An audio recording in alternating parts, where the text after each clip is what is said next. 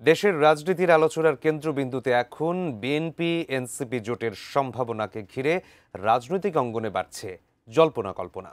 কিন্তু সত্যিই কি বিএনপির সঙ্গে জোটে যাচ্ছে এনসিপি? আর কত আসনই বা ছাড় দেবে বিএনপি? বিষয়টি নিয়ে কি বলছেন দুই দলের নেতারা? বিস্তারিত জানাচ্ছেন আরিফ হাসান।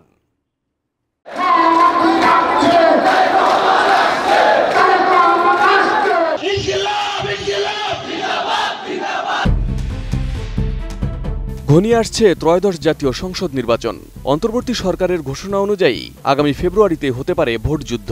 আর নির্বাচন ঘনিয়ে আসার সঙ্গে সঙ্গে সরব হয়ে উঠেছে দেশের রাজনীতির মাঠ। প্রতিনিয়ত পাল্টাচ্ছে দলগুলোর অবস্থান ও সমীকরণ। কোথাও ঘনিষ্ঠতা বাড়ছে, আবার কোথাও তৈরি হচ্ছে দূরত্ব। এরই মধ্যে সবচেয়ে আলোচিত সমীকরণ বিএনপি এনসিপি জোটের সম্ভাবনা। রাষ্ট্র সংস্কার, জুলাই সনদ কিংবা রাজনৈতিক ইস্যুতে গত কয়েক মাস ধরে বিএনপি ও এনসিপির মধ্যে সম্পর্কের টানাপোড়েন লক্ষ্য করা গেছে। প্রকাশ্যে এনসিপি নেতাদের অনেকে বিএনপির নীতি অবস্থান নিয়ে সমালোচনা করেছেন।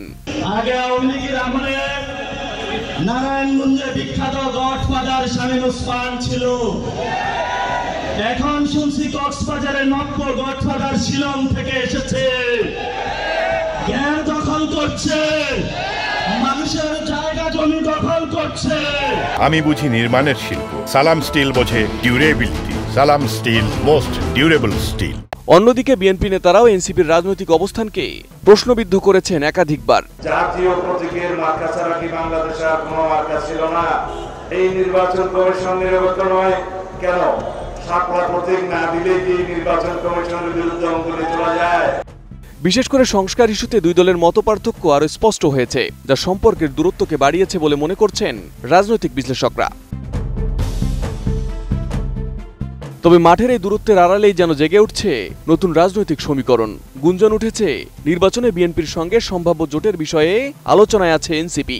এমনকি 30 থেকে 40টি আসনে ছাড় চেয়েছে দলটি, এমন খবরও ঘুরছে রাজনৈতিক অঙ্গনে। তবে এনসিপির পক্ষ থেকে এমন গুঞ্জন উড়িয়ে দিয়েছেন দলের সিনিয়র যুগ্ম মুখ্য সমন্বয়ক আব্দুল হান্নান মাসুদ। তিনি জানালেন, কোনো প্রকার জোট নিয়ে এখনো পরিকল্পনা করছে না এনসিপি। নিজেদের বলেই অংশ নেবে নতুন এই দল। আমরা এখন পর্যন্ত জোট নিয়ে কোনো ধরনের আলাপ আলোচনায় যাচ্ছি না আনুষ্ঠানিক। আমরা বিভিন্নভাবে বিভিন্ন রাজনৈতিক দল আমাদের সাথে যোগাযোগ করতেছেন, আমরা তাদেরকে কোনো ধরনের ফাইনাল কোনো কথা বলি নেই। আমরা এখন পর্যন্ত এককভাবে আমাদের মাঠ গোছানোর চেষ্টা করতেছি। এটা ইলেকশন আরও কাছাকাছি আসলে বা তফসিল ঘোষণা হলে তখন বোঝা যাবে। এর আগে এটা নিয়ে আলাপের কোনো সুযোগ নেই। তবে বিএনপির কথাতে এনসিপির সাথে জোট নিয়ে ইতিবাচক সাড়া মিলেছে। এনসিপির সাথে আসন বন্টনের সমঝোতার সম্ভাবনা আছে বলে জানান বিএনপির চেয়ারপারসনের উপদেষ্টা সৈয়দ মোয়াজ্জেম হোসেন আলাল। তারা তো আমাদের অনেক স্নেহাস্পদ এবং তারা নতুন রাজনৈতিক দল, এখন পর্যন্ত নিবন্ধনও হয়নি, কিন্তু তাদের মধ্যে যে উচ্ছ্বাস এবং নতুন একটা রাজনৈতিক বন্দোবস্তের যে আকাঙ্ক্ষা তাদের মধ্যে, এটাকে আমরা সম্মান করি। সুতরাং তাদের সঙ্গে আলোচনা হবে এবং তাদের সঙ্গে আসন বন্টনের একটা বিষয়ে সমঝোতা হওয়ার সম্ভাবনা তো আছে, এটা বলাই যায়। তবে এনসিপি জোটে আসলে ঠিক কতটি আসন ছাড় দেবে বিএনপি, তা নির্ভর করবে দুই দলের সম্পর্কের সমীকরণের উপর বলে জানান এই বিএনপি নেতা। কোনো সংখ্যা নির্ধারণের মাধ্যমে এটা ওইভাবে করে এখন পর্যন্ত কিছুই হয়নি। তবে শ্রদ্ধা, সম্মান, আদর, ভালোবাসা সব কিছু মিলে যেটা হয়, সেই সমীকরণের মধ্য থেকে নির্ধারিত হবে আসলে যে আসন কয়টি হবে বা কোন কোন জায়গায় হবে। এটা নিয়ে কোনো জটিল কোনো সমস্যা হবে এমনটা আমরা মনে করি না। নির্বাচনের আগে রাজনৈতিক অঙ্গনে এখন প্রশ্ন একটাই, সত্যি কি বিএনপি এনসিপি জোট হচ্ছে, নাকি এটি কেবলই নির্বাচনের আগে কৌশলগত গুঞ্জন? সময়ই বলে দেবে এই গুঞ্জন কতটা বাস্তবে রূপ নেবে আর কতটা থাকবে রাজনীতির অলিগলির আলোচনায়।